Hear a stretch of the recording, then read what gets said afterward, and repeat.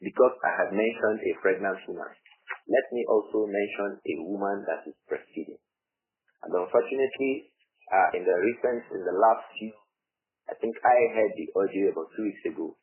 An audio went round also from one of the learned people. I think that must be said. If you have a different opinion from somebody, it does not mean that the person is not learned. Appreciate his knowledge. The person in the audio is a very learned person, one of our most learned persons in our country. So you cannot deny the fact that the person is knowledgeable. But it is not from the conditions of being knowledgeable that you are correct in every situation, in every time. In fact, the scholars say that one of the things by which you know a learned person is that he will err too. The one who does not err is claiming to be other than what he is, because Allah has not created a human being who does not err. So one of our learned elders in our country gave an audio recently about the ruling about a woman who is pregnant and a woman who is breastfeeding. And he was wrong. May Allah protect him and all of us. He was wrong in that ruling. He was wrong in the ruling. And many of the people were not comfortable with the expressions that were employed while affirming the position that he held. He employed expressions that may not have been employed. May Allah forgive all of us and him too. Hafizahullah. He had a view, and that view he gave is the view of Jumhur ulama, is the view of many of the scholars. But it is a weaker view amongst the views. It's a weaker view. He presented it as the only correct view, but that's a wrong view. It is not the only correct view. That view is not the only view amongst the scholars. There are other views regarding it. Any of the books of fiqh. He said if you read any of the books of fiqh, this is the opinion that you see here. They'll say that's the opinion of the Jumhur. But they will tell you there are other opinions. The opinion of the Jumhur, yes, but they will tell you that there are other opinions. If you go to Al-Mughni by Imam Ibn Qudama, it's one of the biggest books of fiqh in the madhab of Al-Imam Ahmad ibn Hanbal. You see this opinion there. This sheikh we are talking about, he also cited Shaful Mumfid and Sheikh Muhammad ibn Salih al-Uthaymeen. This other opinion we want to mention now that we consider correct and Allah knows that was also mentioning that. But he was mentioning it as if it's a strange opinion that's not known from anywhere, from anybody, and it was imported into Nigeria. Everybody who is a student of knowledge, who has Al-Mughni, has also imported the opinion. It also occurs in Al-Istizkar by Imam Ibn Abdul Barr al-Namri. Al-Istizkar is a big book of Sunnah by Ibn Abdul Barr. Ibn Abdul Barr, rahimahullah, is a late 3rd century scholar of Islam. And he has that view. And he was ascribing the view to the companions of the Prophet Muhammad sallallahu alaihi wasallam. But in that audio, the Shaykh Hafizahullah was mentioning as if that opinion is strange. It is not a strange opinion. It is the opinion of the companions. And it occurs in the books of fiqh. What is that opinion? The opinion is that a woman who is pregnant or a woman who is breastfeeding, if pregnancy and breastfeeding becomes inconvenient for them in the month of Ramadan, if breastfeeding and the pregnancy becomes a means of discomfort for them, so much that it could cause them harm, either to them or to their children, in the month of Ramadan, they are allowed to break the fast. They will not fast. And they will feed a fasting person for every day of fast alone, without paying back the fast after Ramadan. This view that we hold to be correct, that is the view of the companions of the Prophet Muhammad sallallahu alayhi wa sallam. And it is sufficient. If we say a view is wrong, and we are saying that that view is the view of the companions, should we leave the companions and follow you, no matter how knowledgeable you may be? Cannot follow you, we follow the companions. Radiyallahu anhum. And that is the way of the early Muslims. So Abdullah ibn Abbas radiyallahu anhu was the first person that was mentioned. And he said, radiyallahu anhu, that إِذَا خَافَتِ الْحَامِلُ عَلَى نَفْسِهَا, when a pregnant woman becomes fearful for herself, in the month of Ramadan. وَالْمُرْضِعُ عَلَى وَلَدِهَا. And the woman who is breastfeeding, she becomes fearful for her child in the month of Ramadan, in the month of Ramadan. That is, the woman who is pregnant begins to fear that fasting the month of Ramadan may cause harm to me.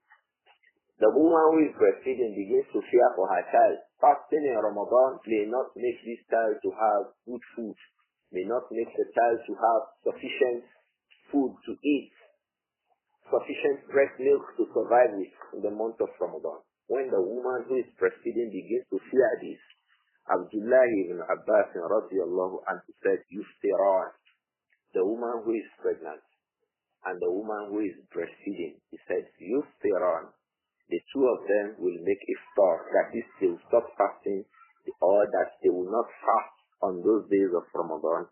وَيُطْعِمَانِ, and then they will feed some people. They will feed the طعام miskin. They will make fidyah. It says, فَفِدْيَةٌ طَعَامُ miskin. They will make fidyah to طعام miskin. They will look for poor persons in the month of Ramadan and feed them. They will feed them in the month of Ramadan. كُلَّ يَوْمٍ مِسْكِينًا. It says, وَيُطْعِمَانِ مَكَانَ كُلِّ يَوْمٍ مِسْكِينًا. وَيُطْعِمَانِ مَكَانَ كُلِّ يَوْمٍ مِسْكِينًا. They will feed a poor person in place of every fasting day. He said, رَضِيَ اللَّهُ عَنْهُمَا وَلَا يَقْضِيَانِ صَوْمًا. Abdullah ibn Abbas said, وَلَا يَقْضِيَانِ. They will not make qada. But the doctor, Hafizahullah, when he made his assertion, he said, Abdullah ibn Abbas did not say that they will not make qada. This is a clear-cut riwayah from Abdullah ibn Abbas when he says, وَلَا يَقْضِيَانِ. They will not make qada, meaning that the woman who is breastfeeding, who fears that the child may not get sufficient milk, or the woman who is pregnant, who fears that the fasting may become a means of a big discomfort for her if she continues to fast. These two people, Yuftirat, Abdullah ibn Abbas, radiyallahu anhuma, wa huwa man huwa, radiyallahu anhuma. He said, Yuftirat. These two groups of people will make iftar. They will not fast on that day. وَيُطْعِمَانِ مَكَانَ كُلِّ يَوْمٍ مِسْكِينًا. And they will feed a miskin, a poor, needy person, مَكَانَ كُلِّ يَوْمٍ, in place of every day in the month of Ramadan. وَلَا يَقْضِيَانِ. Ibn Abbas said, رضي الله عنهما, وَلَا يَقْضِيَانِ صَوْمًا. They will not pay back those days after Ramadan. Also, this is one statement from Abdullah ibn Abbas. Abdullah ibn Abbas had a woman, a slave, who was pregnant for him. You know, it's allowed for a Muslim to have ma malakat yaminu. A woman who is his slave, and he makes her, she could become pregnant and then have children for him. This woman asked Abdullah ibn Umar when she was pregnant about her condition. And he said, Radiyallahu anhuma, Anti bi manzilatil kabir. Abdullah ibn Abbas said that a woman who is pregnant, bi manzilatil kabir, la yufiqu siyam, is in the condition, in the position of an elderly person, male or female, who may not be able to fast. Abdullah ibn Abbas said, Radiyallahu anhuma, that a woman who is pregnant, بِمَنْزِلَةِ الْكَبِيرِ الَّذِي لَا يُطِيقُ الصِّيَامِ, is in the status of an elderly person who may not be able to fast. Abdullah ibn Abbas said so to his woman who was pregnant in the month of Ramadan. So he said, رَضِيَ اللَّهُ عَنْهُمَا فَأَفْطِرِي. So make iftar, break your fast. وَأَفْطِرِمِي عَنْ كُلِّ يَوْمٍ. Make iftar, feed a fasting person. عن كل يوم نصف صاع من حنطة. Make نصف صاع. نصف صاع. صاع is, if you combine your hand 4 times, that's a full صاع. We discussed this on the issues of zakat al-fitr. Half of that, meaning 2 handfuls, 2 double handfuls. So he's also telling her what she will provide. So Ibn Abbas's fatwa to his household is that a woman who is pregnant, she will make iftar, and she will make it'amu miskin. This is the second statement from Abdullah ibn Abbas. There are others. That is why if we go to Al-Istizkar by Al-Imam Ibn Abdul Barr, Ibn Abdul Barr al-Namri is a 3rd century scholar of Islam, one of the biggest people in the mazhab of Al-Imam Malik, rahimahullah. Al-Imam Abu Umar Ibn Abdul Barr al-Namri, rahimahullah. He says, Rawahu an Ibn Abbas. Before that, he says, Qala Ishaq ibn Rahwayh. Ishaq ibn Rahwayh is the teacher of Al-Imam al-Bukhari. It is in the status of the likes of Imam Ahmad bin Hanbal. Ishaq ibn Ibrāhīm al-Hanbali ibn Rahwayh, rahimahullah. It's in the status of Imam Ahmad bin Hanbal. He's a big scholar of Sunnah, a big scholar of Hadith and Fiqh.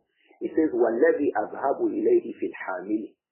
What I view, what I consider appropriate regarding a woman who is pregnant, وَالْمُرْضِعِ, and a woman who is breastfeeding herself is that, and yuftira, these people should not fast.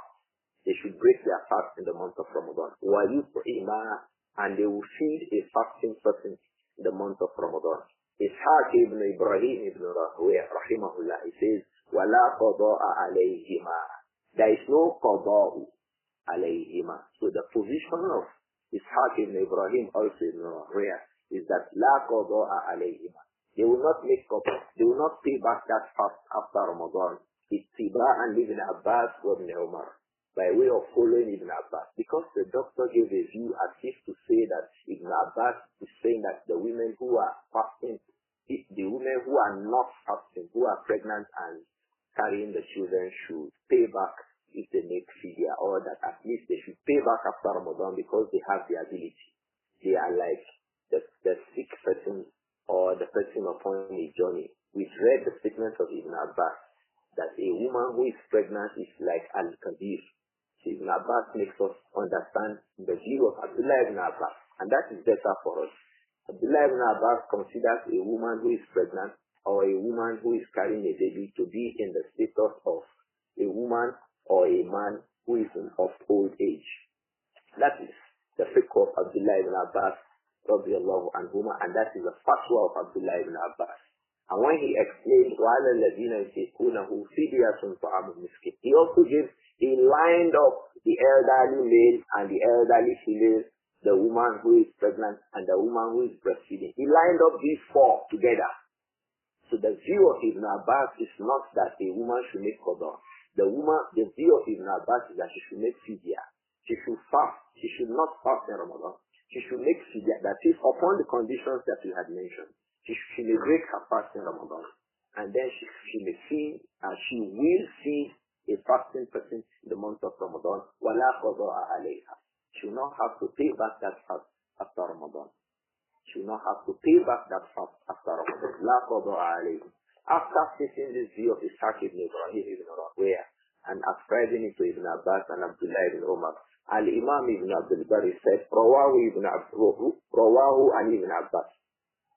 رواه عن ابن عباس سعيد بن جبير وعطاء وعكرمة. رواه عن ابن عباس. This view has been reported variously from Abdullah ibn Abbas. By who? Sa'id ibn Jubayr, one of the biggest students of Abdullah ibn Abbas. وعطاء, Al-Imam Ata'u ibn Abi Rabah. He also reported this view from Abdullah ibn Abbas. وعكرمة, Al-Imam Ikrima al-Barbari, rahimahullah. He also reported it from Abdullah ibn Abbas. He said, rahimahullah, the Asani Hisan. And these chains of reports of this view from Ibn Abbas, they are authentic. That's what? Annahuma tuftiran. That a woman who is breastfeeding and a woman who is pregnant, tuftirani wa tut'imani, they will both not fast in the month of Ramadan upon the conditions that we had mentioned. When she fears for, the both of them fear for their children or themselves, to they will make iftar, but they will feed fasting persons, the two of them. It says, wala qada'a alayhim. There is no making qada. To ascribe making qada to Ibn Abbas is a strange use. To say that Ibn Abbas didn't mention it because he knew that you will pay back the fast. It is not. The view of Ibn Abbas, radiyallahu anhuma, is that if a woman is pregnant or that a woman is breastfeeding, she should rather break her fast and feed a fasting person. وَلَا قَضَاءَ عَلَيْهِمَا.